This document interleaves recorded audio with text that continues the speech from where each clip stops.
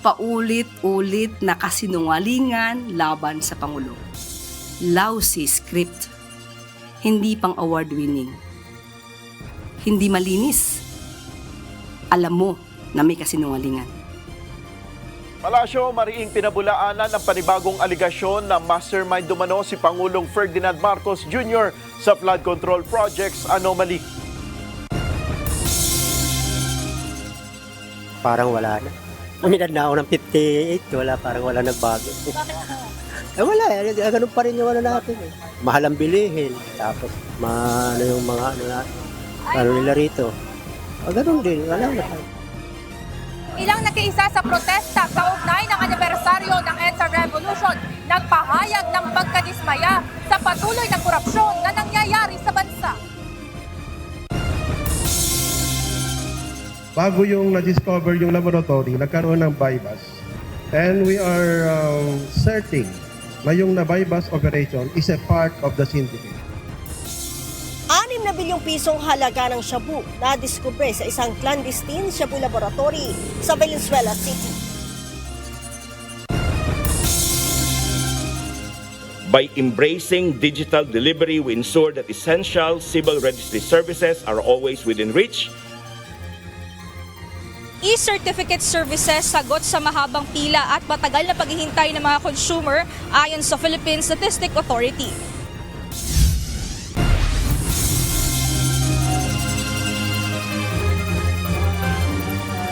Magandang hapon, Pilipinas at sa buong mundo. Tayo po ay sabayang napapakinggan sa Radio La Verdad 1350, ang UNTV Radio at una sa ating mga balita. Sinagot ng Malacanang ang akusasyon ni Atty. Levy Baligod na si Pangulong Ferdinand Marcos Jr. ang umano'y mastermind sa paghahatid ng bilyon-bilyong pisong kickbacks sa mga politiko mula sa flood control projects. Ayaw namang patulan ni dating Philippine National Police Chief Nicolas Torre III ang pagkakabanggit sa kanyang pangalan sa dokumentong ilabas ni Baligod. Ito ang balita ni Nel Maribuhok. Paulit-ulit na kasinungalingan laban sa Pangulo. Lousy script. Hindi pang award-winning. Hindi malinis. Alam mo na may kasinungalingan. Hindi pinalampas ng Malacanang ang mga bagong akusasyong umano'y mastermind si Pangulong Ferdinand Marcos Jr. sa pagdideliver ng mali-maletang pera sa mga politiko para sa umano'y kickbacks sa flood control projects. Ayon kay Palace Press Officer Undersecretary Claire Castro, pawang kasinungalingan lamang ang mga paratang na ito sa Pangulo. Ayon sa Malacanang, ipapaubay na lamang nila sa mga otoridad ang investigasyon sa isyung ito kung mayroon bang mga nararapat na makasuhan sa mga nagpapakalat ng maling impormasyon. Nandiyan ang NBI, nandiyan ang PNP. Dapat malaman nila to. Obligasyon nila na kasuhan ang mga nagpapakalat ng fake news. Dapat pa ba silang utusan? Hindi po. Obligasyon ng NBI, PNP, DOJ. Nang tanungin kung sino ang pinaniniwalaan ng palasyo na nasa likod ng pagpapakalat ng anyay fake news laban sa administrasyon, sagot ni Yusek Castro. So, sino ba ang nasa likod nito?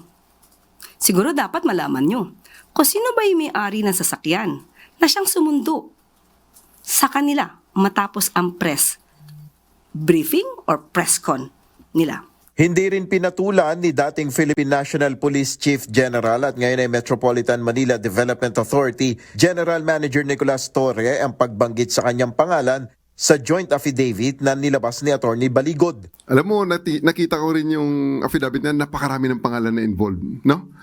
Allow me please to reserve my comments regarding that matter kasi hindi nga natin alam kung yan ay kaya nilang isubstantiate at tataasan nila ng kamay para sila ay mag-subscribe dyan. Baka mamaya at the end of the day sasabihin joke only yan eh. Diba? So it's really non-issue right now for me because hindi naman akong bida dyan. Napakarami ng pangalan dyan. Batay sa naturang affidavit, kasama umano si Torre sa nakapulong noon ni dating House Speaker Martin Romualdez at dating Congressman Saldico sa isang bahay sa Bel Air. Kaugnay ito ng aligasyong may nangyari umanong bayaran sa ICC investigators para sa investigasyon laban kay dating Pangulong Rodrigo Duterte. Nel Maribuhok, UNTV News and Rescue, Diyos ang aming sandigan, serbisyo publiko ang aming pinahalagahan.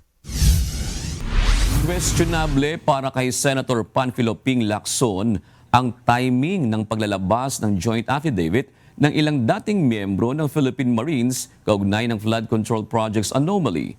Kaya't mahalaga rin anyang matiyak ang kredibilidad ng nasabing dokumento. Ito ang balita ni Jed Neresina. Timing din, yung ngayon, February 25, yung EDSA, 40th anniversary ng EDSA. So ano yung, sa akin kung ako yung mukhang merong political color, not just political color, mukhang merong destabilization na aspect. Tinawag na isang destabilization move ni Senate Blue Ribbon Committee Chairperson Senator Panfilo Ping Lacson ang timing ng paglalabas ng joint affidavit ng ilang dating miyembro ng Philippine Marines. Ang nasabing dokumento ay naglalaman ng ilang detalye na may kaugnayan sa umano'y cash run sa nangyaring flood control project scandal. Yung timing, kasi EDSA ngayon Bakit kahapon lumabas? Well, kayo, I leave it to your own imagination, but that's my own opinion, rightly or wrongly. Kasi pispiras ngayon, kahapon, pispiras ng EDSA, 40th EDSA 1, yung people power. Bakit tinaming kahapon yung, tsaka bakit sila sa Club Pilipino? Symbolic. Kasi yan din ang pinanggalingan ng EDSA 1 natin, di ba? Kaugnay nito, nais paimbestigahan ni Senator Amy Marcos ang mga pahayag na ito mula sa ilang dating miyembro ng Marines. It's a resolution directing the appropriate Senate committee to conduct an inquiry at the earliest possible opportunity into the alleged money delivery scheme involving 18 former military personnel employed by Congressman Saldico and the reported cooperation of certain government officials with the International Criminal Court. And we were all dismayed by the revelations yesterday, and as a result, I am hopeful that this will be the beginning of a very serious and comprehensive investigation which will result in charges and punishment if there are guilty parties. Dagdag ng senadora na dapat maprotektahan ang gaya nilang mga individual na nais maglabas ng katotohanan, ngunit natatakot para sa kanilang seguridad. Kaugnay nito, sinabi ni Senator Lacson na nabasa na niya ang nasabing affidavit at mayroon aniyang maituturing na credible information. Ngunit mayroon ding ilang questionable sa mga isiniwalat na impormasyon ng mga ito. Number one, sinabi lang 805 billion yung napunta, ipinamahagi o napunta kay Congressman Saldico. Well, from 2023 to 2025, ang total amount ng flood control projects, 1.13 trillion. So kung ang napunta kay Congressman Saldico allegedly 805, that's at least 70% of the total appropriations for the same period sa flood control projects. So, Burgos na yung nandun. Saan manggagaling yung napunta kay Bernardo? Saan ang napunta kay Alcantara? So, sobra yung computation. Sobra computation. That's my first observation. Dahil dito, kinakailangan muna itong sumailalim sa pag-aaral at pagsusuri bago formal na mapag-usapan sa Senado. Pagkatapos ng verification at evaluation sa nasabing dokumento, maaaring anyayahan sa Senado ang ilan sa mga dumalo sa press conference kahapon. Ang sinasabi ko, we will evaluate yung dalawang sinasabi ko, the source of the information, which in this case are the 18 Marine personnel. The second is the reliability or credibility of the information itself, meaning yung contents ng affidavit. Which I have already told you, meron na ako nakita dalawang agad na dapat i-explain. 805 billion, that's at least, I think, 71% of the entire appropriations during the same period. Medyo mathematically possible kasi meron pang nakuha si na Bernardo, meron pang nakuha si na Alcantara. Ano yung pinasugal ni na Alcantara? We're talking of the same period, Yeah. Tapos ba't binigyan nila ng 5 large maleta si SP Soto? Para naman kay Senate President Vicente Tito Soto III, hindi na niya papatulan ang nasabing issue. I will not dignify a tall story allegation. Ang nakakatawa ron, baka hanapin sa akin ng kasama ko yung 5 maleta. Binigyang diin ni Senate Blue Ribbon Committee Chairperson Lacson ang kahalagahan na ma-verify ang bawat impormasyong nakapaloob sa nasabing dokumento bago sana ito maisalang sa pagdinig sa Senado. Jed Neresina, UNTV News and Rescue. Diyos ang aming sandigan, serbisyo publiko ang aming pinahahalagahan. Mga Pilipinong galing sa iba't ibang henerasyon ang nakiisa sa ika-40 anibersaryo ng EDSA People Power 1 ngayong araw. Ngunit iisa lang ang kanilang panawagan sa pamahalaan at nais mangyari para sa bayan. Ito ang balita ni Ivan Alvarez, live. Ivan, ano ba ang nais nilang ipaabot sa pamahalaan? At nagsimula na rin ba ang ikatlong yugto ng trillion peso march yan sa EDSA? June, iba't ibang personalidad ang nanguna dito sa Trillion Peso March sa People Power Monument sa Quezon City. Highlight dito kung paano nagsalita yung dalawang klase ng henerasyon, yung mga People Power veterans at maging mga kabataan. Ang economist na si Winnie Monsod, inilarawan yung kanyang karanasan noong 1986 at sinabi at pinayuhan ang mga kabataan na lalong ipakita ang paninindigan sa panahon ngayon. Para naman doon sa panig ng mga kabataan, nagsalita itong apo ni dating Pangulong Cory Aquino na si Kiko Aquino D. Anya, sa panahon ngayon, hindi dapat maipakita sa mga veterans na nasayang yung kanilang mga ginawang sakripisyo noong 1986 at kayang-kayang ipakita ng mga mamamayan sa panahon ngayon ang kanilang paninindigan pagdating sa pananagutan.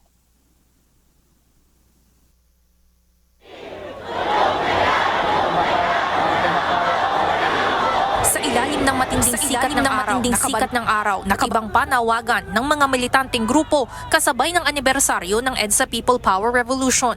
Buwagin ang tumatakbong magkakapamilya sa politika, panagutin ang sangkot sa flood control scandal, itaas ang sahod at iba pang aksyon para sa ikauunlad ng bansa. Si Tatay Gregorio na galing pang Maynila, isa sa mga nakiisa at nakasaksi sa mismong 1986 People Power Revolution. Kwento nito, mula noon hanggang ngayon, parehas ang kanilang mga isinisigaw sa lansangan. Ngunit tilaan niya walang usad ang kalagayan ng Pilipinas dahil wala naman siyang nararamdamang pagbabago. Parang wala na. Umidad na ako ng 58, parang wala nagbago. Wala, ganun pa rin yung ano natin eh. Mahal ang bilihin, tapos yung mga ano nila rito. Ganun din, wala na tayo. Si Chen na mula naman sa Caloocan, nais gamitin ang araw na ito upang iparinig ang kanilang sama ng loob bilang mga kaanak ng mga nasawi sa extrajudicial killings ng nakaraang administrasyon. Giit nito, hindi lang noong dekada 80 maraming pinagkaitan ng katarungan, kundi maging sa panahon ngayon. Idagdag pa niya ang pagsabay ng pagkalat ng mga maling impormasyon patungkol sa kanila. Talaga ang grupo namin is EGK families. So isa yung pagpatay, isa yun talaga sa parang hindi karapat dapat kasi kung tutuusin, wala naman karapatan ang bawat isa sa ating pumatay, kundi ang Diyos lang talaga dapat ang kumuha ng buhay. Ayun ang binayad namin, pero sila hindi kami binayaran. Ang binigay nila sa amin sama ng loob, tsaka paano pagdurusa. Kaya naman ngayong araw, hindi lang pagtuldok sa korupsyon ang sigaw ng mga relihista. Panawagan na rin ng mga ito na mawakasan na ang pagkalat ng fake news patungkol sa EDSA Revolution. Magkaroon tayo ng mga paraan para malaman ng lahat, lalong-lalo ng kabataan Pilipino, kung ano yung tunay na nangyari noong panahon ng batas militar, lalong-lalo na ng EDSA Revolution. Ang dami kasing kumakalat na fake news at disinformation tungkol dyan. Kailangan mawakasan din natin yung historical revision.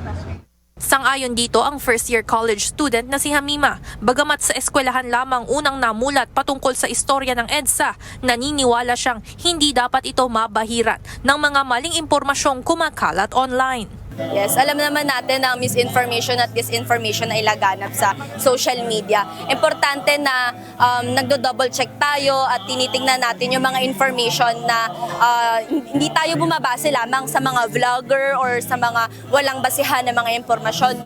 Para naman sa Administrasyong Marcos Jr., kinikilala nito ang naging malaking parte ng EDSA Revolution sa kasaysayan. It's part of the history. Hindi ito mabubura. Hindi mabubura kung anong naganap noon, ang katapangan ng mga Pilipino, ang pagtanggap sa pangyayari, hindi po yan mabubura sa history. June hanggang 5:30 p.m. ang programa na Trillion Peso March dito sa EDSA People Power Monument. Sa kasalukuyan, nag-uuwian na itong mga rallyista na dumalo sa pagtitipon. Iniimbitahan sila na bumalik sa EDSA Shrine para formal na tapusin ang programa sa pamamagitan ng isang religious ceremony. Tinapos nila ang programa dito sa pagkanta ng Bayan Ko at sinabing hindi sila sinabi nilang uuwi silang payapa ngunit hindi tahimik dahil paninindigan nila hindi natapos ang people power noong 1986 kundi nagpapatuloy sa panahon ngayon. Panghuli, sinabi ng mga ito na hangarin nila ang pagbabago sa Pilipinas at ipinananalangin ang tunay na pagbabago at maayos na kalagayan ng bansa. Yan ang update mula dito sa People Power Monument sa Quezon City. Balik sa inyo dyan, Jude. Maraming salamat, Ivan Alvarez. Naaresto ng mga otoridad sa isang bypass operation sa Cubao ang isang drug suspect. Bunsod ng pagkakaaresto sa suspect, natuklasan ng pulisya ang isang clandestine Shabu laboratory sa Valenzuela. Ito ang balita ni Lea Ilagan. Bago yung na-discover yung laboratory, nagkaroon ng bypass. And we are certain na yung na-bypass operation is a part of the syndicate. Sinalakay ng mga tauhan ng Philippine Drug Enforcement Agency at PNP Drug Enforcement Group ang isang warehouse sa loob ng Industrial Park sa Barangay Viente Reales, Valenzuela noong Linggo, February 22. Ang warehouse na mayroong dating permit para sa imbakan ng alak, ginawa ng clandestine Shabu Laboratory.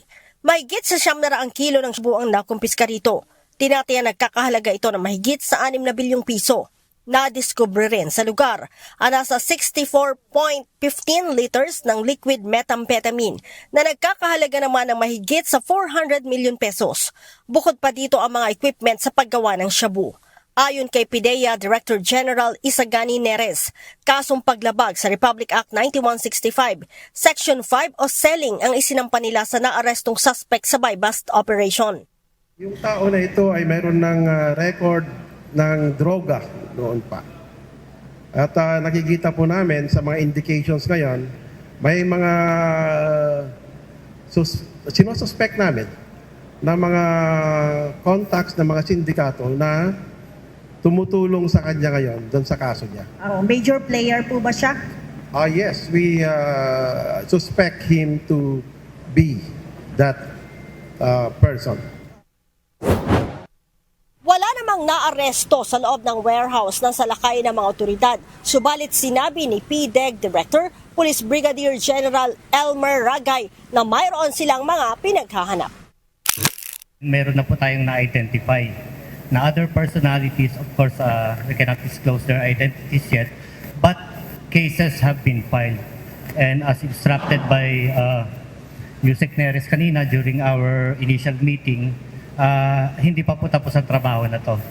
We will resort to manhunt operation once lumabas po yung mga warrant. We're looking at 3-4 personalities at the most. Bunsod nito, magkakaroon na ng quarterly surprise inspection ang lokal na pamahalaan ng Valenzuela upang hindi malusutan ng mga illegal na aktibidad. Kami ho dito talaga nag-random inspection po tayo. Yung na-mention ko kanina, yung tinatawag nating SIBAT team. SIBAT team is a joint task force yan. In fact, kasama rin po ang BFP sa joint task force na yan. Sinasabay na namin lahat ng inspection, maging sanitary permit, business permit, occupational permit, pati po fire permit to make sure na compliant tayo. So random ho yan, pero because of this incident talaga po kung aminin ko ho na nagulat ako sa kalakihan nitong magnitude and hindi ko naisip na magkakaroon pala ng isang clandestine laboratory po dito in Valenzuela. Lalo pa namin dadalasan po. Ayon sa mga otoridad, planong ipakalat ang naturang shabu sa Metro Manila at Visayas. Leia Ilagan, UNTV, News and Rescue. Diyos ang aming sandigan, serbisyo publiko ang aming pinahahalagahan. Muling hinikayat ng Metropolitan Manila Development Authority o MMDA ang publiko na gamitin o tumawag sa kanilang emergency hotline na 136. Ang nasabing hotline ay para sa anumang pangangailangan ng mga motorista sa mga pangunahing kalsada sa Metro Manila. Ayon kay MMDA General Manager Nicolas Torre III, 5 minuto ang magiging response time para sa mga hihingi ng tulong ng mga motorista para sa kanilang mga emergency tulad ng aksidente o nasiraan na sasakyan. Meron lang po itong prefix na 02. So 02136 at ang aming garantiya dyan ay 5 minuto makakarating ang aming mga constable or mga traffic enforcers kung saan man kayo nangangailangan ng tulong, gaya halimbawa ng kayo ay nagkagasgasan dyan, nagkabanggaan, mga minor na mga banggaan sa kalsada, kayo ay na-stall, kayo ay may emergency na gusto nyo na responde ng ating MMDA. And within 5 minutes makakarating ang ating mga traffic enforcers.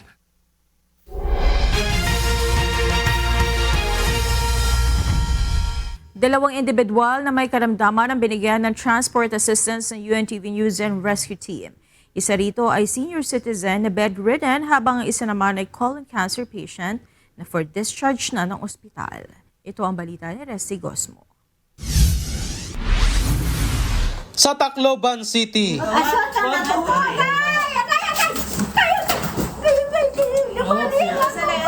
umaray sa sakit ang 72 anyos na lola sa Barangay 95, Kabigaan, Tacloban City. Bukod sa bali sa kanyang pelvic area, problema rin ng matanda ang mga bead sores na bunga ng matagal ng pagkakahiga. Sa hiling na rin ng kanyang kaanak, tinulungan ng UNTV News and Rescue Team ang pasyente. Ngayon, yung unang request po nila talaga ay magpa-dressing po dahil si nanay po ay nagkaroon po ng bed sores. Chinek po namin, meron po siyang 2 bed sores.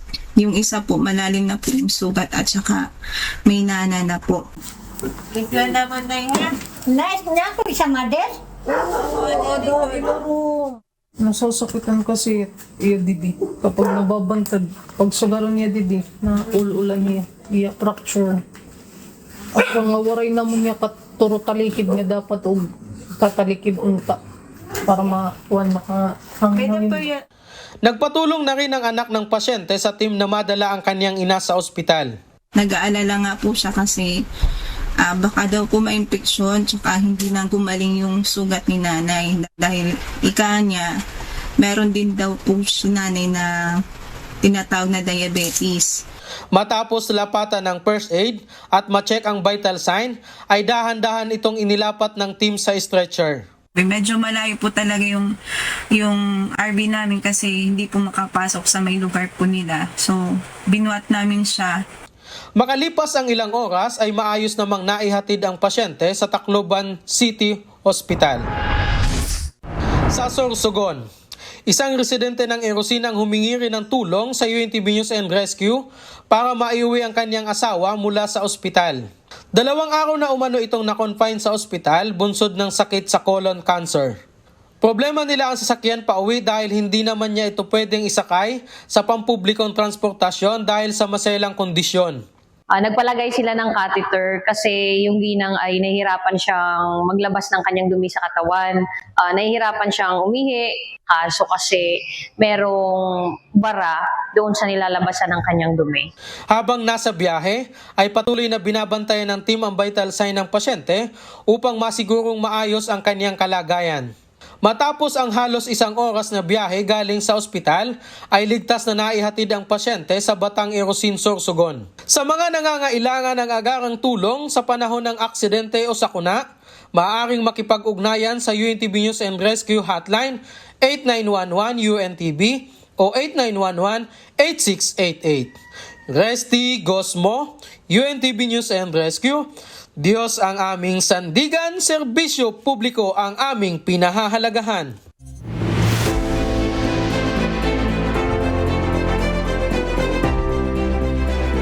Posibleng muling igiit ng defense team ang issue ng jurisdiksyon ng International Criminal Court sa kaso ni dating Pangulong Rodrigo Duterte.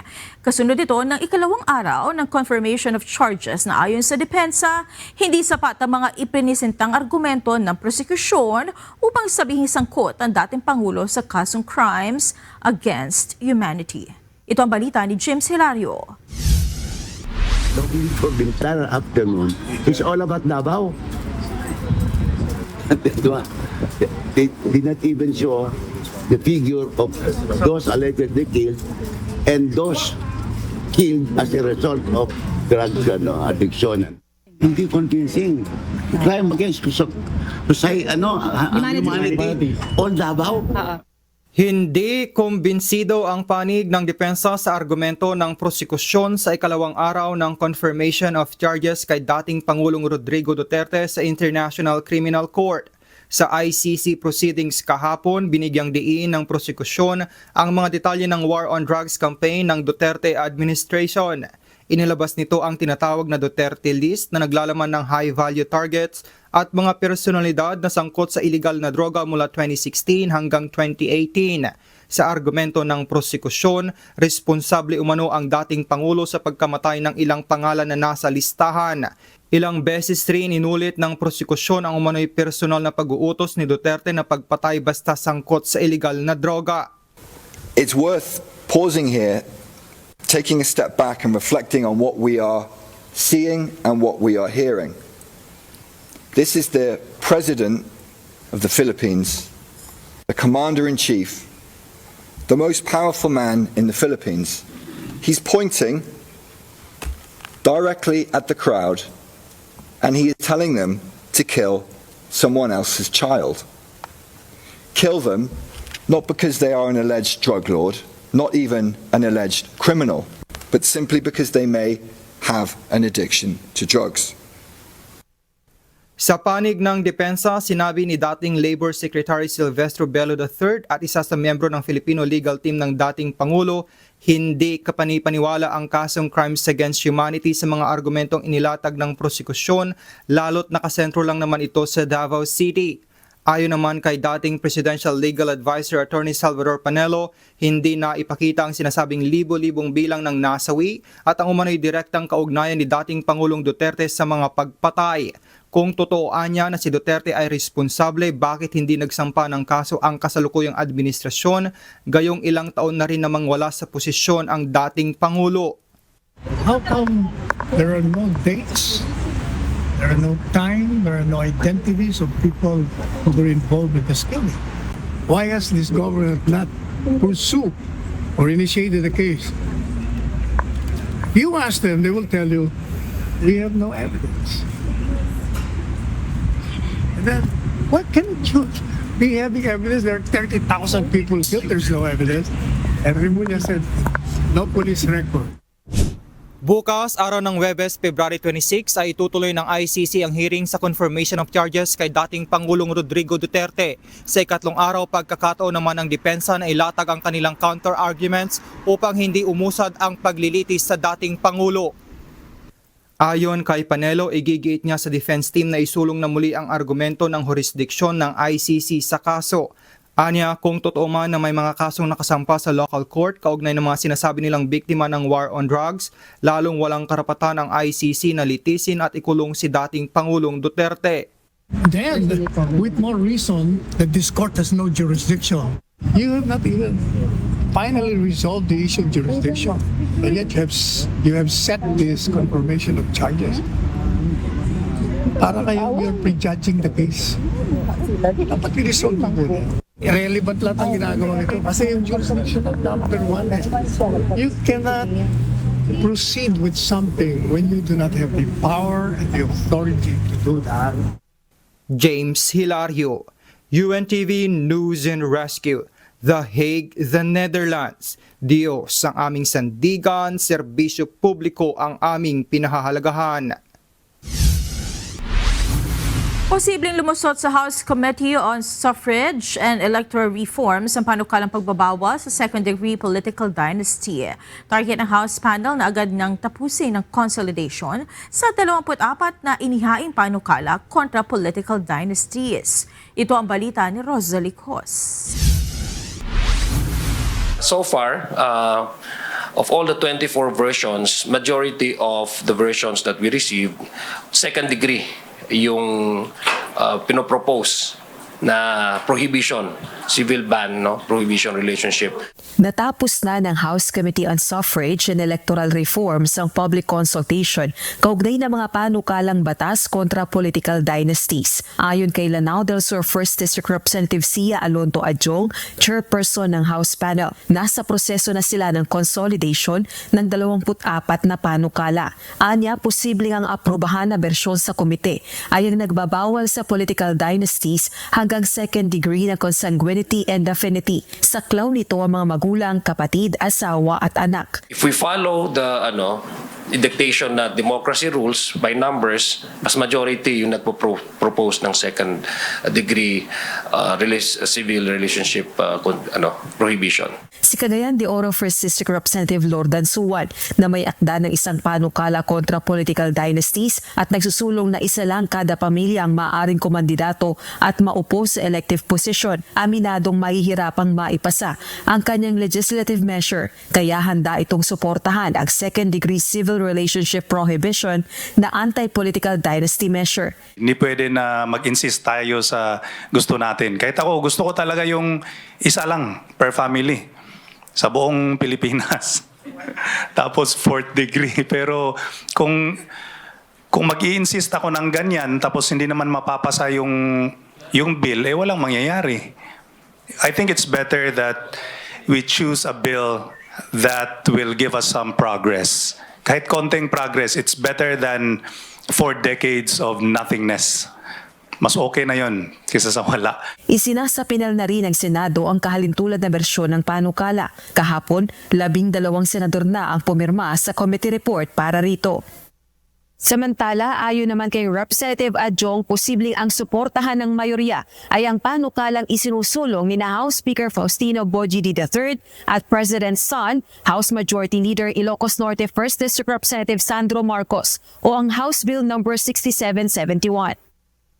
Lalo na't ang panukalang ito ang may pinakamaraming bilang ng co-author sa kasalukuyan. Una nang binatikos ng ilang House minority officials ang panukalang ito dahil oras na maipasa, pahihintulutan pang tumakbo o maupo ng sabay-sabay ang hanggang sa 5 na magkakamag-anak sa magkakaibang antas ng gobyerno. Kabilang naman sa pagdedebatihan pa ng House Committee on Suffrage and Electoral Reforms ang issue ng succession at bilang ng miyembro ng political dynasties na maaaring pahintulutang kumandidato at maupo sa national at local positions. Kung titingnan po natin kung sino yung may suporta talaga at sino talaga yung may backing, itong House Bill 6771 na to. Ang akin as a chairman, once we reach the stage na we will deliver the committee report, I'm expecting it's going to be a lengthy debate. It will not be accepted as is by my colleagues. Posibleng pagtibayin ng House panel ang panukala kontra political dynasty sa susunod na linggo at kasunod nito ay isasalang na sa plenaryo ng Kamara. Rosalie Cos, UNTV News and Rescue. Diyos ang aming sandigan, serbisyo publiko ang aming pinahahalagahan. Isinusulong ngayon ni Senator Sherwin Gatchalian ang panukalang batas na layong alisin ang travel tax na matagal nang ipinapataw sa mga Pilipino. Nakasaad sa Senate Bill No. 1896, a Travel Tax Abolition Act of 2026, na pabigat lamang sa mamamayan at hadlang sa turismo at negosyo ang travel tax, lalo na para sa maliliit na kumpanya. Ayon sa Senador, ang pag-aalis sa travel tax ay makatutulong sa pagpapalakas ng ekonomiya at pagtutulungan ng mga bansa sa rehiyon.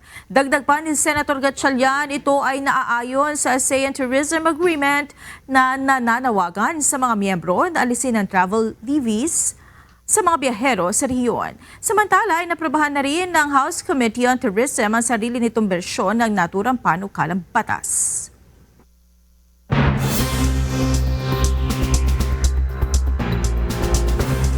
Mahigit 100 bansa ang nagpahayag ng suporta sa pangmatagalang kapayapaan sa Ukraine. Kasabay ng ika-4 na anibersaryo ng Russian invasion sa Ukraine, isang resolusyon ang ipinagtibay ng United Nations upang sama-samang kumilos upang wakasan na ang marahas na pananakop ng Russia sa nasabing bansa. Ito ang balita ni James Hilario. The result of the vote is as follows. In favor, 107. Against, 12. Abstentions, 51. Draft Resolution A/ES11/L17 is adopted. Bravo. Pinagtibay na sa United Nations General Assembly ang resolusyon na naglalayon ng komprehensibo, makatarungan at pangmatagalang kapayapaan sa bansang Ukraine. Kasabay ito ng ika-4 na anibersaryo ngayong taon ng pagkubkob ng Russia sa ilang teritoryo ng Ukraine. Sa kanyang talumpati, binigyang diin ni Undersecretary Rosemary DiCarlo na wakasan na ang karahasan sa Ukraine na walang habas na sumisira sa buhay at kinabukasan ng mga sundalo at sibilyan, lalo na ng mga bata. Day after day, year after year, we have witnessed the cascading consequences of this blatant violation of international law, including the UN Charter. Enough with the death. Enough with the destruction. Enough with the broken lives and shattered futures. It is time for an immediate, full, and unconditional ceasefire. Sa 170 na bansa, 107 ang bumoto pabor sa resolusyon. Isa sa nag-abstain ang Amerika. Ilan sa probisyon nito ay ang agarang palitan ng prisoners of war at ang pagpapauwi sa mga Ukrainian na sapilitang pinaalis sa kanilang lugar. Kasama sa nagpahayag ng suporta ang Intergovernment Military Alliance sa Europe at Amerika na North Atlantic Treaty Organization o NATO. Nanawagan ng NATO ng mas marami pang tulong para sa mga mamamayan ng Ukraine. Ukraine is a nation of quiet heroes, where both civilians and soldiers bear the burden of war. It is imperative that Ukraine continues to get the military, financial and humanitarian aid it needs to enable Ukraine to defend itself against Russian terror from the skies and to hold the front lines.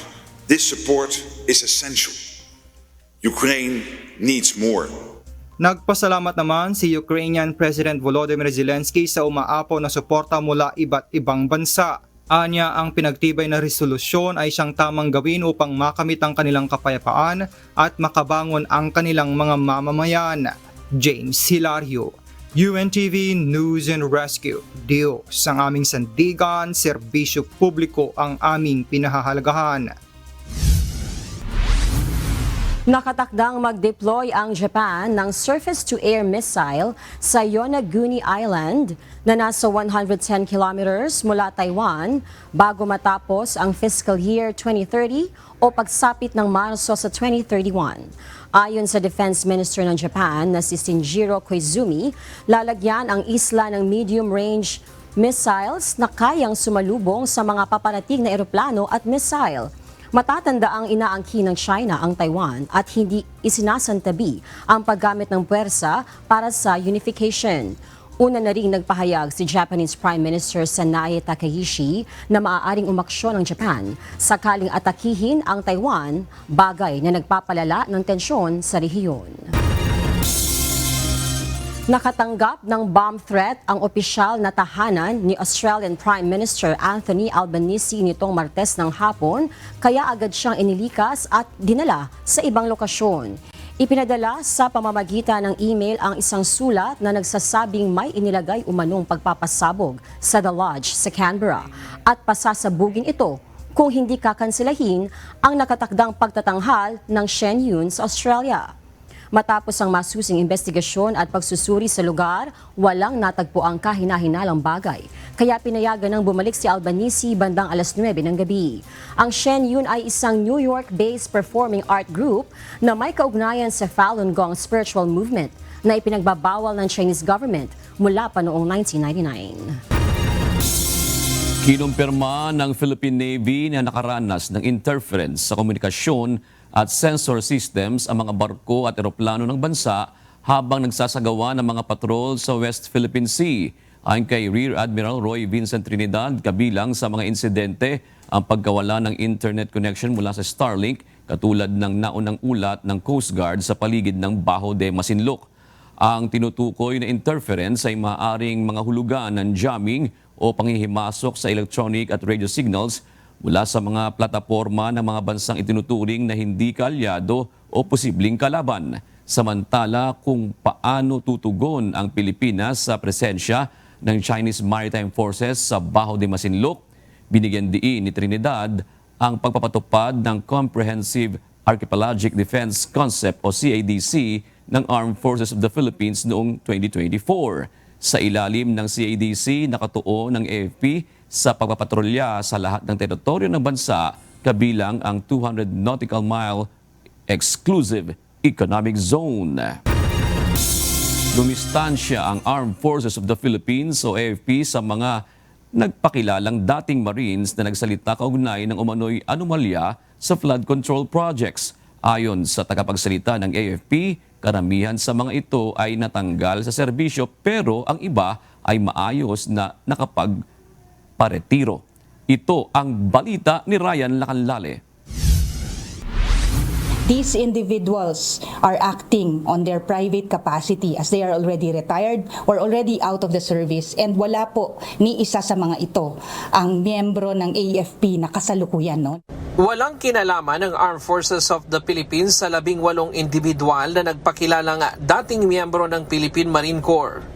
Ayon kay AFP spokesperson Colonel Prancel Margaret Padilla, bagamat sinusuportahan nila ang pagpapanagot sa mga sangkot sa katiwalian, dapat pa rin itong idaan sa tama at legal na proseso. Handa rin anya ang institusyon na makipagtulungan sa mga otoridad kung may maiaambag sa wastong investigasyon.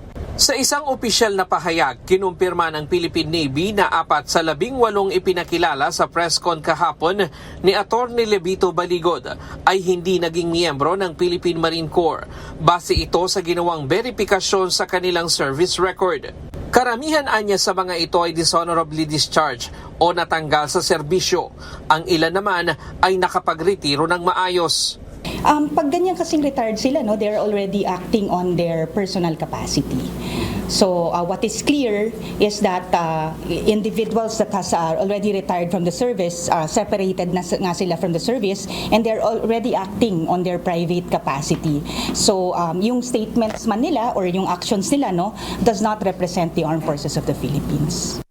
Kahapon iniharap sa media ni Atty. Baligod ang 18 individual na sinasabing nag-deliver umano ng kabuuang 805 billion pesos kay Pangulong Ferdinand Marcos Jr., dating House Speaker Martin Romualdez at iba pang matataas na opisyal ng pamahalaan.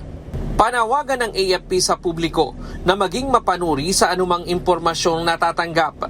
Mahalagaan niyang tiyakin at beripikahin muna ang pinanggalingan ng mga balita bago ito paniwalaan o ipakalat.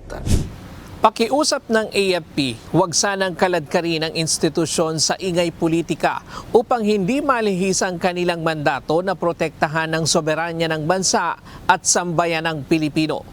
Ryan Lacanlale, UNTV News and Rescue. Diyos ang aming sandigan, serbisyo publiko ang aming pinahahalagahan.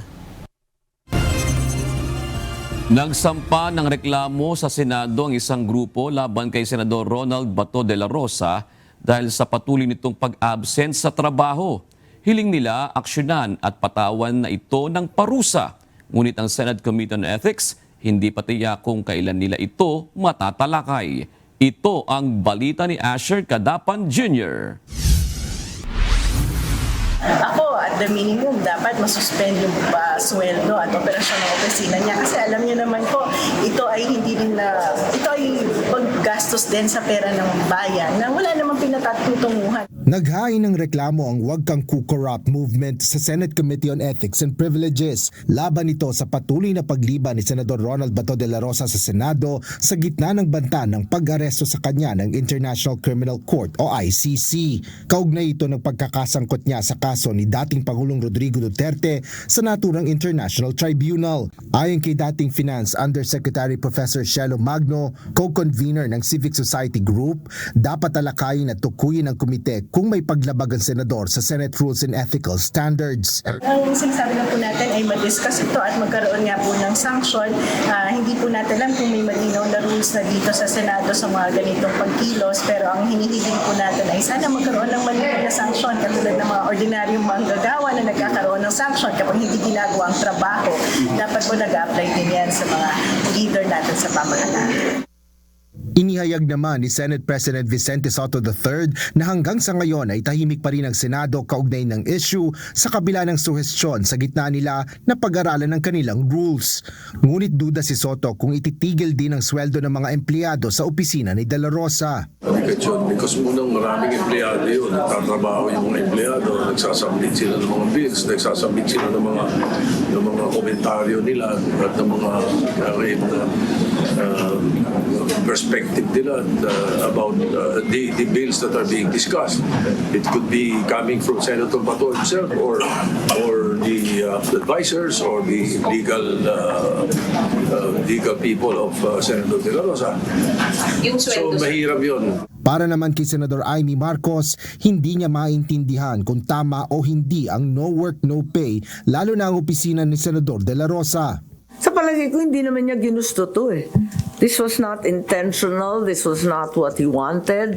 But if there are threats to his person, there are threats to him that will not be responded to, and he himself will not be protected, mahirap naman siguro pilitin yung tao na pumunta. Sana may assurance siyang konti na kahit papano, katulad ng dati, yung mga senador, pinagtatanggol ng Senado. Pinauubayan naman ni Senate President Pro Tempore Panfilo Lacson ang issue sa Ethics Committee. I would not want to preempt yung ethics kung ano yung action taken nila. Opo. Sir, isa na lang yung sinasabi. But once prepared, the Ethics Committee has to act. Inilahad naman ni Senador J.V. Ejercito, chairperson ng Senate Committee on Ethics and Privileges, na may nauna ng 6 na reklamong naihain sa komite. Kaugnay nito, hindi anya pwedeng unahin na lang ang ethics complaint laban kay Senador Bato de la Rosa. Of course, just like in any proseso, first in, first out. Hindi mo pwedeng gusto nila mauna isa, pwedeng unahin. So, first in, first out. Kung ano yung unang na-file, then we will hear that first. Hindi pa rin matiyak ni Senator JV kung makapagsisimula na ng mga pagdinigang komite sa mga ethics complaint bago ang buwan ng Marso. Asher Cadapan Jr., UNTV News and Rescue. Diyos ang aming sandigan, serbisyo publiko ang aming pinahahalagahan. Mas napaaga ang pagdaraos ng oral argument sa Supreme Court para sa mga petisyon na naglalayong mapawalang bisa ang ilang mga probisyon sa General Appropriations Act o GAA sa nakalipas sa 3 taon. 3 mahalagang issue naman ang napagkasunduan na tatalakayin, gayon din ang proseso ng oral arguments. Ito ang balita ni Dante Amento. Naglabas kanina ng bagong advisory ang Supreme Court para sa idaraos na oral arguments sa mga petisyon laban sa mga probisyon ng General Appropriations Act o GAA na ipinasa ng Administrasyong Marcos noong 2024, 2025 at nitong 2026. Mula sa unang schedule, mas napaaga ito ng 1 araw. Sa halip na April 8, 2026, ang unang araw ay gagawin na sa April 7, samantala ang ikalawang araw ay April 21 mula April 22 sa Supreme Court sa Baguio City. Ipinagbabawal ng korte sa media ang pag-live streaming ng oral arguments. Sa ginawang preliminary conference noong February 4, 3 malalaking issue ang napagkasunduan at tatalakayin. Una, kung dapat bang pagbigyan ang hinihinging injunctive relief tulad ng temporary restraining order na nakapaloob sa inihaing petisyon ni Representatives Laila de Lima at Egay Irice. Partikular na kinwestiyon ng 2 mambabatas ang unprogrammed appropriations sa 2026 GAA at nais nilang mapigilan ang pagpapatupad nito. Pangalawa, kung ang unprogrammed appropriations o UA ay labag sa saligang batas o unconstitutional. At pangatlo, kung tama ba ang ginawang pagdagdag ng legislatura o kongreso sa halaga ng inirekomenda ng executive branch para sa national expenditures. Samantala sa oral arguments ay unang bibigyan ng 30 minuto ang mga petitioner na ilahad ang kanilang mga argumento. Pagkatapos, ang respondents naman o ang mga abogado ng gobyerno ay may kalahating oras din na ipresenta ang kanilang argumento.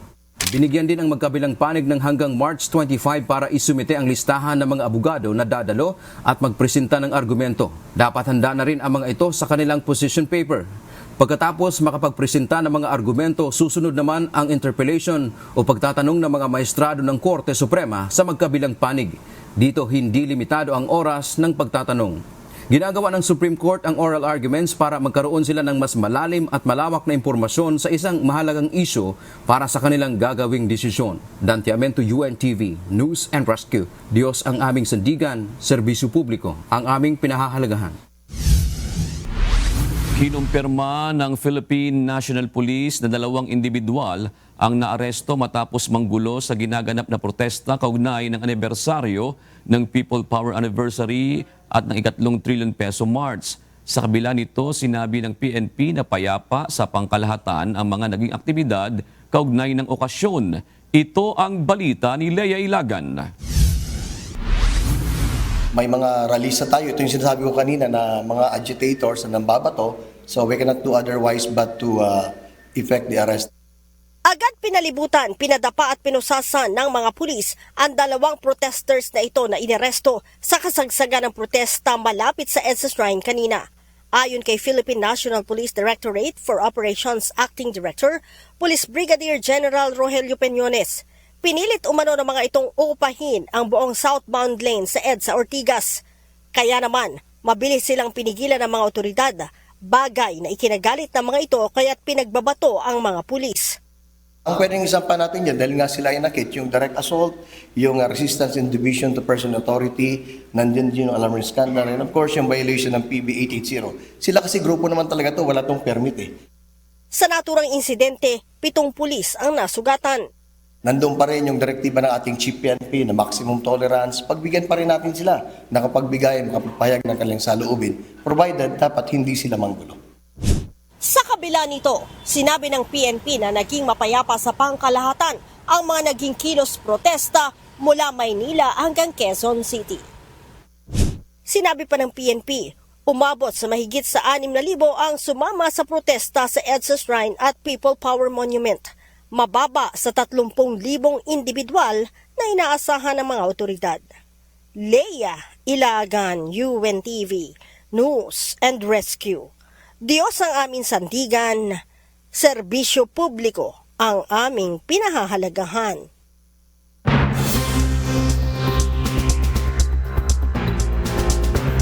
Hindi bababa sa 30 ang nasawi habang halos 40 naman ang nawawala matapos ang matinding ulan na nagdulot ng baha at landslide sa Minas Gerais sa Brazil. Patuloy ang search and rescue operations ng mga bumbero at volunteers sa gitna ng gumuhong mga bahay at makapal na putik kung saan 200 ang nailigtas at libo-libong residente ang inilikas. Nagdeklara na ng state of emergency ang lokal na pamahalaan dahil sa insidente. Nagpaabot naman ng pakikiramay at nagpadala ng humanitarian assistance si Brazilian President Lula da Silva sa mga apektadong pamilya. Matibay na border at mahigpit na pagpapapasok sa mga immigrants ang ilan sa ipinagmalaki ni US President Donald Trump sa kanyang ikalawang State of the Union address. Ilang mga Pilipino namang nagtatrabaho sa mga sektor ng hospitality, farming at small businesses ang posibleng magkaroon ng matching retirement plan sa planong inihayag ni Trump. Ito ang balita ni Lynn Perez. In the past 9 months, 0 illegal aliens have been admitted to the United States. But we will always allow people to come in legally, people that will love our country and will work hard to maintain our country. Ipinagmalaki ni US President Donald Trump sa kanyang ikalawang State of the Union address ang matagumpay niyang immigration law enforcement. Ayon sa Pangulo, wala nang nakapasok sa kanilang bansa sa pamamagitan ng iligal na paraan sa nakalipas na 9 na buwan. Umikot ang mensahe ng American President sa pagpapalakas ng border security, pagbagsak ng 56% sa fentanyl crossing sa bansa at pagtatala ng pinakamababang murder rate sa loob ng 125 years. Inanunsyo rin ni Trump ang planong pagtulong ng pamahalaan sa maliliit na mga gagawang walang access sa retirement savings. Sa ilalim ng panukala, planong bigyan ng access sa mga empleyado sa retirement savings vehicle na mayroong federal matching contributions na hanggang $1,000 kada taon. Kabilang dito ang mga manggagawa na nasa industriya ng retail at hospitality, construction, agriculture at farming, gig economy or self-employed, mga small businesses owners at part-time workers.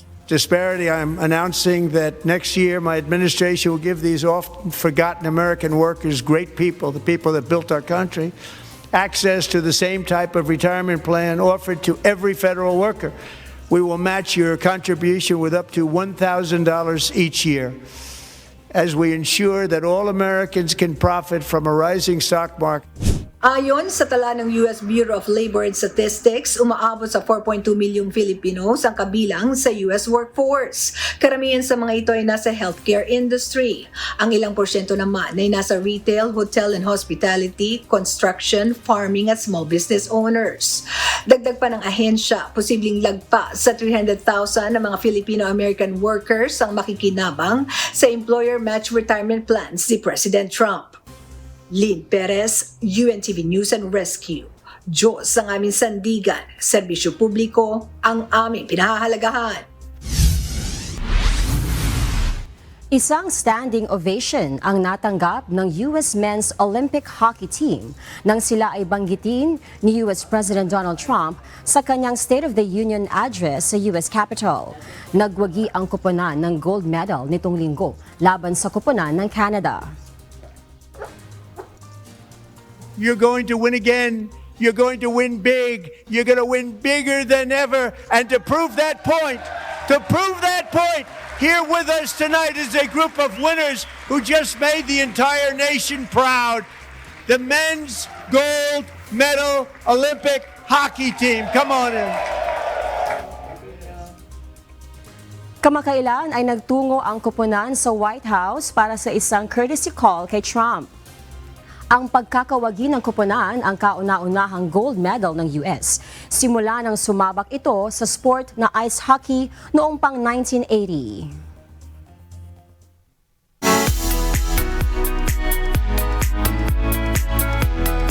Itinanghal ang Pasig City na isa sa 24 na lungsod na nagwagi sa pandaigdigang Bloomberg Philanthropies 2025-2026 Mayor's Challenge.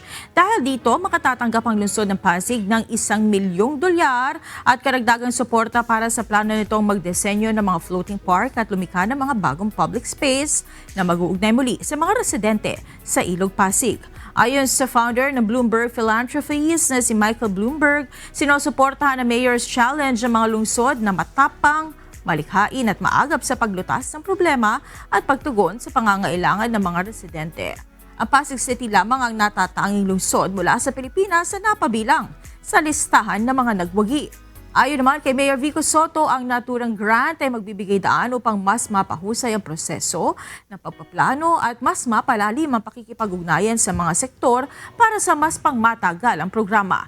Bilang finalist noong nakaraang taon, nakatanggap na ang Pasig ng $50,000 upang subukan at pagbutihin ang konsepto kasama ang mga residente. Isang pambihirang pangyayari sa kalangitan ang matutunghayan ngayong darating na March 3, 2026. Ayon sa State Weather Bureau Pag-asa, isang total lunar eclipse o ganap na pagtakip ng buwan na makikita sa Maynila at iba pang bahagi ng bansa. Eksaktong 5:58 ng hapon, sisilip ang buwan sa Maynila, ngunit ito'y bahagyang matatakpan ng anino ng mundo. Pagsapit ng 7:04 ng gabi, tuluyan ng papasok ang buwan sa totality o ganap na pagtakip ng anino. Tatagal ito ng halos 59 na minuto at 24 na segundo bago magsimulang lumabas sa anino bandang 8:03 ng gabi. Ganap na matatapos ang penumbral phase pagsapit ng alas or 10:25 ng gabi. Sa panahong ito, 100% ng disk ng buwan ay matatakpan ng umbral shadow ng mundo. Kilala rin ang total lunar eclipse bilang blood moon dahil nagiging kulay pula ang buwan, sanhi ng pagsala at pagkalat na liwanag ng araw sa atmosfera ng mundo. Paalala ng Pag-asa, ligtas sa pagmamasid sa lunar eclipse, hindi tulad ng solar eclipse at hindi na kailangan ng protective eyewear. Kasabay ng digitalization ng serbisyo, tiniyak ng Philippine Statistics Authority o PSA na ligtas at protektado ang mga personal na impormasyon sa ilalabas itong digital documents. Ito ay kaugnay ng paglulunsad ng ahensya ng e-certificate services kung saan maaari na makuha online ang mga kopya ng mahalagang dokumento gaya ng birth certificates. Ito ang balita ni Mia Alonzo. Siguro po yung requirements tsaka po yung pila kasi po syempre kapag po urgent or need po ng rush na documents, mahirap po siya kuhain, and since original po yung kinukuha ng mga agency, kailangan po siya paulit-ulit kuhain kapag po marami ka pong kailangan na documents na i-process, kaya po medyo mahirap po magpabalik-balik. Ganito ang karaniwang eksena sa mga tanggapan ng Philippine Statistics Authority, lalo na sa mga walk-in na kukuha ng dokumento. Mahaba ang pila. Depende rin sa dami ng aplikante kung aabutin ng ilang oras ang paghihintay bago matawag ang numero. Sa ilang kaso, kapag hindi agad available ang dokumento, umaabot pa ng ilang araw hanggang 2 linggo bago ito matanggap. Sa online application naman, bagamat maginhawa, may pagkakataon na hindi rin umaabot na madalas ay hinahabol sa mga deadline para sa eskwela o trabaho. Ganyan din ilarawan ni Alvin Benedicto ang kanyang karanasan sa madalas na pagkuha ng PSA documents. Hindi lang para sa pansarili niya, gayon din sa mga magulang niya na hindi ganon kamaalam sa pagkuha ng mga dokumento. Kaya naman para sa mas accessible, efficient, bawas sa oras at paperless transaction, inulunsad ng Philippine Statistics Authority ang e-certificate services kung saan maaari nang umorder online ng mga dokumento tulad ng birth certificate, marriage at death certificates na digitalized at portable document format o PDF. By embracing digital delivery, we ensure that essential civil registry services are always within reach, whether at home, at work, or on the go. Convenience, speed, and reliability now go hand in hand, empowering every citizen to access vital documents through their own terms without unnecessary delays or barriers. Mula sa 1 to 2 weeks na paghihintay ayon sa PSA, maaari nang magkaroon ng access sa loob lamang ng 24 to 48 hours. Dahil multi-layered authenticated ang e-certificate, tiniyak ng PSA na secure ito, tampered-proof at hindi basta-basta magagamit sa anumang scam at fraud. 100% po ang guarantee natin that the product, the digital product in PDF form is tamper-proof. We signed a private key to it. So when a PDF viewer views the document, pag may tampering, immediately may alarm po siya. So may alert po agad. And pag tamper-free naman, sinasabi rin ng reader na it's not tampered. So that's the best way to secure. Ayon pa sa Managing Director at Founder ng Pilipinas Teleserve Incorporated, bagamat handa na sila na maglabas ng digital copy, depende pa rin sa institusyon kung tatanggapin nila ang e-cert o i-require pa rin ng hard copy. Ideally, yun po sana yung scenario na when we launch a product, all the government institutions would embrace it. But this is a process, it's a development. We introduce the product and we will push hard to reintroduce the product, enumerate its features so that the institutions would start to realize that this is a product that's adaptable to their processes and their laws and their policies. So it's really dependent on the relying institution. If they agree to accept this, good for the public, everything will be seamless. Gayunman tiniyak ng ahensya na may mga existing dialogue na sila sa ibang institusyon at kasalukuyan ng bumubuo ng kasunduan upang mas maraming ahensya ang gumamit ng digital certificate sa hinaharap. Para naman sa proseso ng e-certificate online, pumunta sa psahelpline.ph at i-click ang order now. Puna ng online application form, pagkatapos ay piliin ang PSA e-certificate. Ilagay ang delivery address, magbayad gamit ang mga available payment channels. Kumpletuhin ang identity verification process. Kapag na-process na, ipapadala ang e-certificate direkta sa email ng aplikante. Upang siguruhin na tunay ang dokumento, kailangang i-scan ang QR code na nakalagay sa e-certificate. Sundan ng prompt papunta sa official ecert.psahelpline.ph. Makikita ang opisyal na kopya ng dokumento na pwedeng i-compare sa inilabas na e-certificate para siguradong tunay at accurate. Nagkakahalaga naman ng 290 pesos ang digital PSA birth, marriage at death certificate, habang 345 naman sa PSA Senumar at Senodeath. Paglilinaw ng PSA, hindi maaaring i-print ang digital copy ng e-certificate at ipasa bilang opisyal o authentic na dokumento para sa mga requirements. Bukod dito, ang digital certificate ay limited lamang hanggang 60 days na bisa mula sa petsa ng pag-issue. Layunin nito na masiguro ang security at integrity ng documents. Sa ganitong paraan rin, ang mga institusyon na tumanggap ng e-cert pwede agad ba-verify ang authenticity sa digital portal ng PSA. Mia Alonso, UNTV News and Rescue. Diyos ang aming sandigan, serbisyo publiko ang aming pinahahalagahan. Sisikaping matapos ng Department of Public Works and Highways sa Mayo ang paglalagay ng mas malaking drainage system na dudugtong sa katatapos lamang na flood mitigation system sa Gregorio Araneta Avenue. Samantala, maglalagay muna ng portable pumping station ng DPWH sa San Juan River upang mapabilis na humupa ang baha sa G. Araneta Avenue habang hindi pa naitatayo ang permanenteng pumping station sa lugar. Ito ang balita ni Benedict Samson. So tuloy-tuloy ito kasama itong ginagawa natin ngayon dito sa G. Araneta tsaka sa E. Rodriguez kasama sa Oplan Kontrabato ni PBBM. So ang sabi lang ni Presidente, kailangan paspasan natin yung trabaho kasi pagdating ng Hunyo, uulan na naman, magbabaha na naman.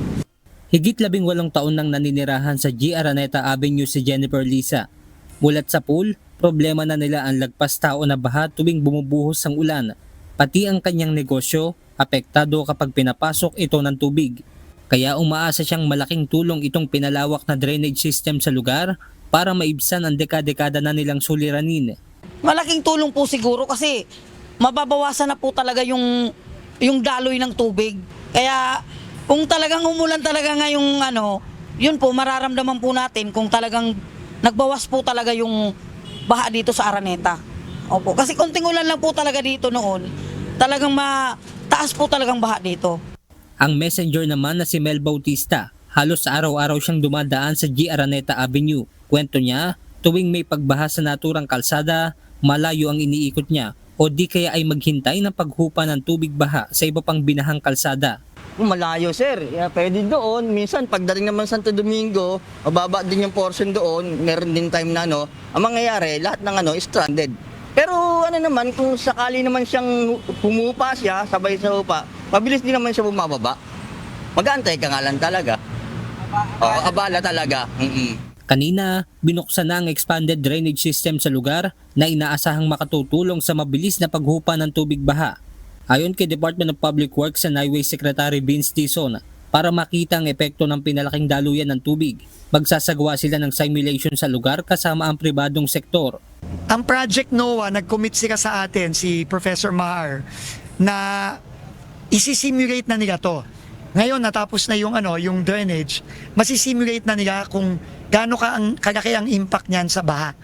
Ngayon, pagka nagawa na rin natin yung pumping station, idadagdag na rin nila yon sa simulation. Kasama na rin yung paglalim ng San Juan River.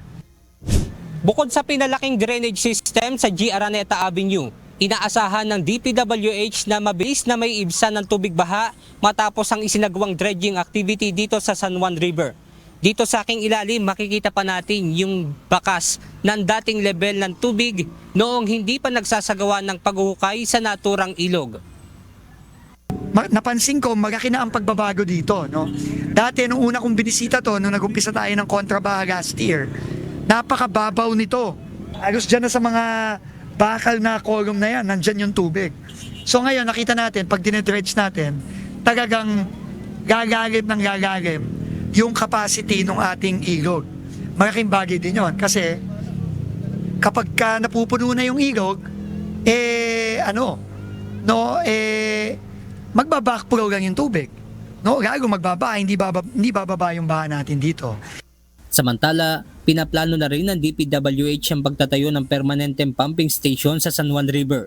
Ito ang tutulong para mas mapabilis ang paghupa ng tubig baha sa G. Araneta Avenue. Paalala naman ng kalihim na iwasan ang pagtatapon ng basura sa kung saan-saan upang hindi ito bumara sa mga daluyan ng tubig.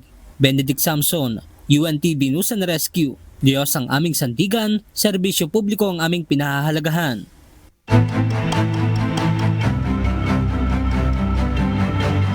Prioridad na malagdaan ngayong taon ng Free Trade Agreement sa pagitan ng Canada at ng mga bansang kasapi ng Association of Southeast Asian Nations o ASEAN. Isa ang Canada sa potential market ng mga produkto ng ASEAN countries, lalo na ng Pilipinas. Ito ang balita ni Lane Moreno. So we intend to talk about working relationship, a stronger economic relationship with Canada. So isa yan sa mga PET namin. So we hope to conclude the ASEAN-Canada Free Trade Agreement this year. That will add also another market for our exporters. Nagsimula na ngayong araw ang ASEAN Economic Meeting sa Iloilo na dinaluhan ng mga economic ministers at delegates mula sa bansang Brunei Darussalam, Cambodia, Indonesia, Laos, Malaysia, Myanmar, Pilipinas, Singapore, Thailand at Vietnam. Kasama din ang mga dialogue partners mula China, Japan at South Korea. Ngayong araw, magkakaroon muna ng roundtable discussion patungkol sa ASEAN Economic Security. Bukas hanggang sa Biyernes, pag-uusapan naman ng 49th meeting of the High-Level Task Force on ASEAN Economic Integration. Pinangunahan ito ng Department of Trade and Industry. Ayon kay Department of Trade and Industry Undersecretary Alan Hepte, pag-uusapan ng ASEAN members ang mga trade agreement ng regional bloc upang magtuloy-tuloy pa rin ito sa kabila ng hamong kinakaharap ng rehiyon. Isa na rito ang free trade agreement sa pagitan ng ASEAN countries at Canada. Batay sa ASEAN's preliminary statistics, ang ASEAN-Canada trade ay naitala sa $23.4 billion noong 2024. Ang foreign direct investment inflow naman mula Canada ay nagkakahalaga ng $4.9 billion noong 2024. Ang ASEAN ang pang-anim sa pinakamalaking trading partner ng Canada. Samantala, isinusulong din sa meeting ang digital economy na makakatulong sa negosyo at services ng ating bansa. We are pushing for a strong regime on digital economy. And what's the value of that? The value of having a digital economic framework agreement for the Philippines and ASEAN is that it will make our region, particularly the Philippines, a hub for IT, BPM services. Malaking pagkakataon din ito para ma-promote ang turismo ng Iloilo sa ASEAN countries. Pagkatapos ng Iloilo, sunod naman na idaraos ang ASEAN Senior Level Committee on Financial Integration Task Force on Sustainable Finance meeting sa Boracay sa darating na March 5 hanggang 6. Lalaine Moreno, UNTV News and Rescue. Diyos ang aming sandigan, serbisyo publiko ang aming pinahalagahan. Nagpatupad ang Philippine National Police ng mas mahigpit na seguridad sa Tawi-Tawi upang pigilan ang pagtakas ng mga high-profile fugitives sa tinatawag na backdoor exits. Ayon kay Philippine National Police Chief General Jose Melencio Nartates Jr., inatasan niya ang Provincial Police na palakasin ang presensya sa mga lugar na ginagamit umano bilang ruta ng pagtakas. Dagdag pa niya, nakipag-ugnayan na ang PNP sa iba't ibang ahensya at magdadagdag ng tauhan at kagamitan sa mga kritikal na entry at exit points. Kabilang sa mga umano'y gumamit ng backdoor exits ay sina dating Banban Tarlac Mayor Alice Go, dating Negros Oriental Representative Arnolfo Teves Jr. at negosyanteng si Atong Ang na inuugnay sa kaso ng mga nawawalang sabungero.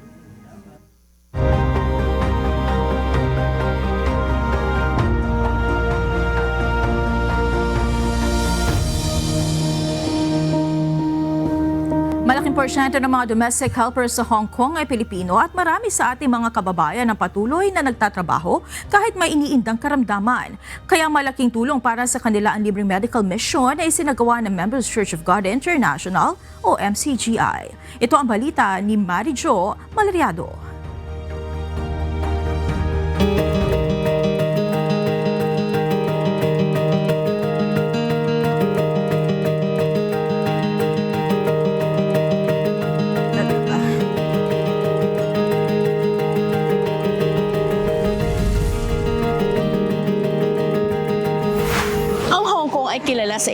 bilang premier global finance and trade hubs at sa kanyang East meets West vibe culture at kilala rin sa kanyang malawak na vertical urban development.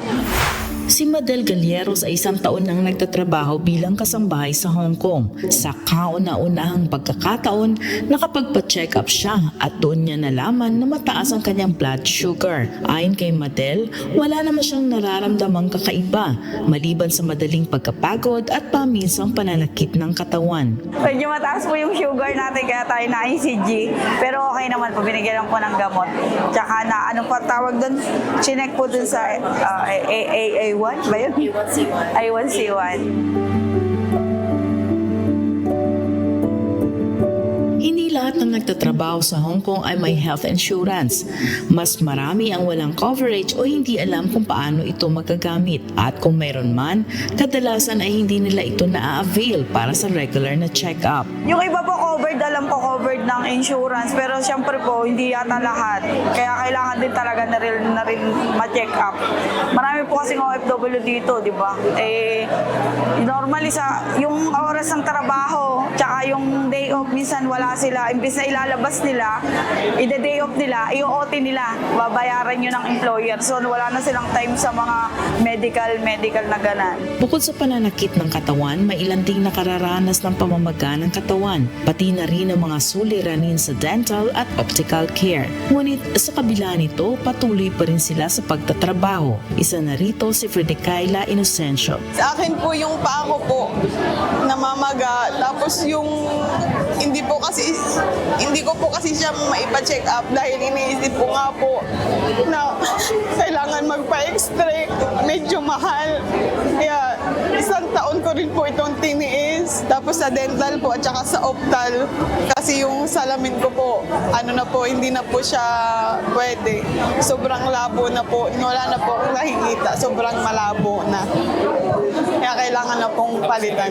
Bagamat may trabaho at kumikita, hindi ito sapat para unahin ang pagpapagamot dahil mas nauna ang pagpapadala sa pamilya sa Pilipinas. Kasi lahat po may mga pasanin, kaya yung iba na gusto nilang magpa-check up, tinitiis na lang nila dahil para po mapunan yung pangangailangan ng pamilya nila sa iba kahit nahihirapan na, meron ng inihinta.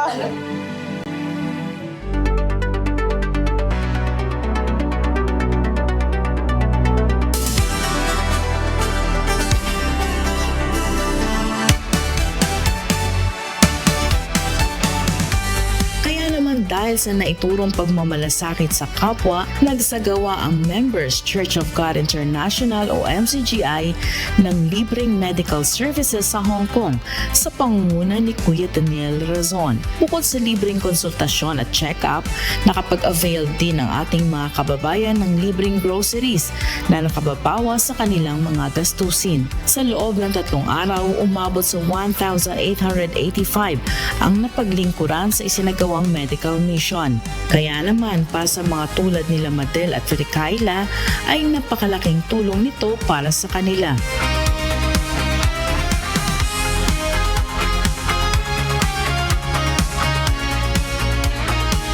Malaking tulong po.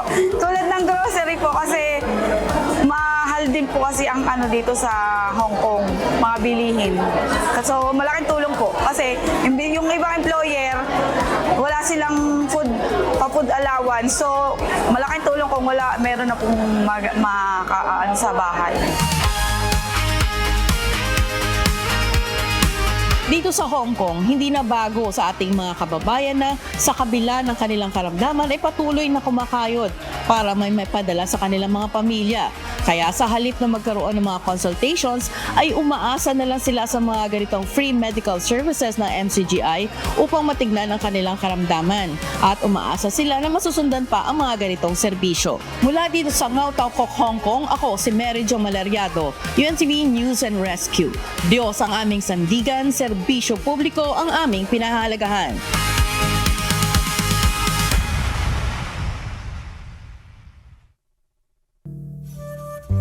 Yun, welcome back.